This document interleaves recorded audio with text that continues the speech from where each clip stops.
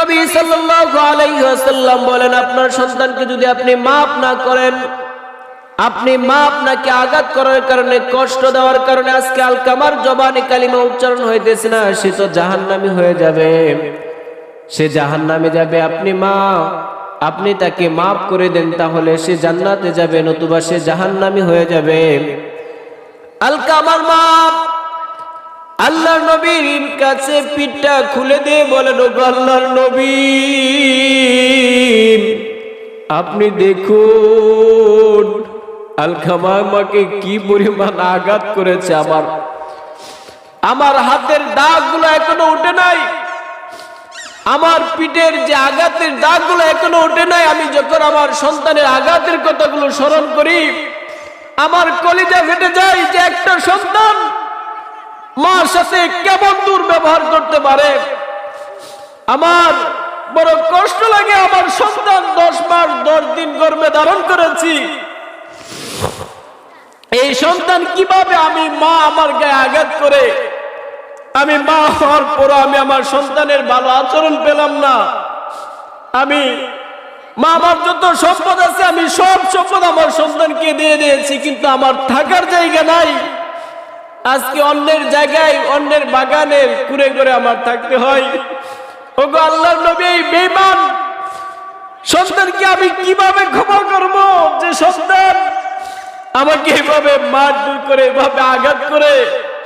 আল্লাহর নবী, আমি ওই সন্তানকে কোনোভাবে ক্ষমা করতে পারবো না। আল্লাহর নবী, আপনি যতই বলেন, এই সন্তান আমাকে যে কষ্ট দিয়েছে, আমার এখনো শরীর থেকে দাগগুলো মুছে নাই, আমি এই সন্তানকে কিভাবে ক্ষমা করব? এভাবে যখন আল্লাহর নবীর কাছে ওই মা বললেন, আল্লাহর নবী দেখলেন যে ওই মহিলা যেভাবে আঘাত করেছেন, মহিলাকে যেভাবে মার দিয়েছেন, এই মহিলা ওই সন্তানকে কোনো সময় ক্ষমা করবেন না।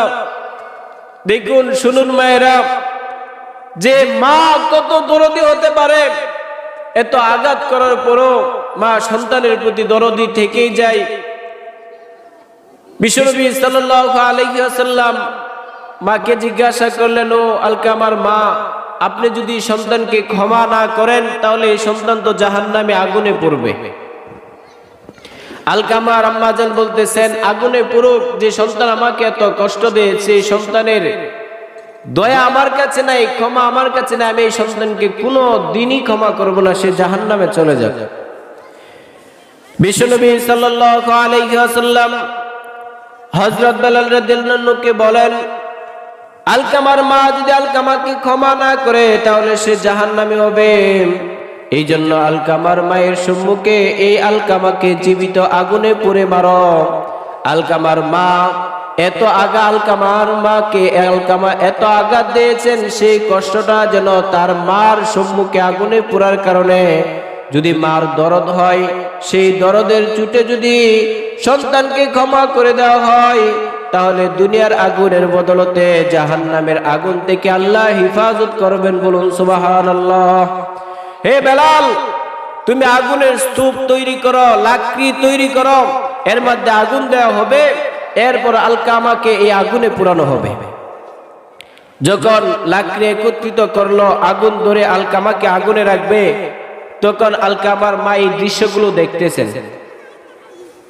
দরদি বাপ যখন এই দৃশ্য দেখলেন, নিজের সন্তানকে আগুনে পুড়বে, তিনি হাউ হাউ করে কান্না করে আল্লাহর নবীর কাছে বলতেছেন, ও আল্লাহর নবী, আমার সন্তানকে আগুনে দিয়েন না, আমি আমার সন্তানকে ক্ষমা করে দিলাম। আমার সন্তান আমাকে এত মারধর করার পর আমি আমার সন্তানের কষ্ট আমি দেখতে চাই না। আমার চোখের সম্মুখে আলকামাকে আপনি পুড়বেন, এটা আমি দেখতে পারবো না। আল্লাহর নবী, আপনার পায়ে ধরি, তারপর আমার সন্তান আলকামাকে আগুনে পুড়বেন না। কষ্ট দিয়েছে, আমি কষ্টগুলো ভুলে গেলাম, তারপর আমার সন্তান আগুনে জ্বলবে, দাউ দাউ করে আগুনে জ্বলবে, আমি মা হিসাবে সহ্য করতে পারবো না। বলুন সুবহানাল্লাহ। আল্লাহর নবী বলেন যে দেখো আলকামার মা কত দরদি, যার শরীরের দাগগুলো এখন পর্যন্ত মুছে নাই, তারপরও সন্তানের কষ্ট কোনো মা দেখতে চায় না, ঠিক তদ্রুপ আলকামার মাও দেখতে চায় না। আল্লাহ নবী বলেন, তাহলে আপনি আপনার সন্তানকে ক্ষমা করে দিন, তাহলে সে জাহান্নামের আগুনে জ্বলবে না। আলকামার মা বলেন, আল্লাহর নবী আপনার কথা আমি আমার সন্তান আলকামাকে মাফ করে দিলাম। যখন এই কথা বললেন, বলার সাথে সাথে আলকামার জবান খুলে গেল, আশহাদু আল্লা ইলাহা ইল্লাল্লাহ ওয়া আশহাদু আন্না মুহাম্মাদুর রাসূলুল্লাহ বলে অল্প সময়ের মাঝে মারা গিয়েছে। বলুন সুবহানাল্লাহ।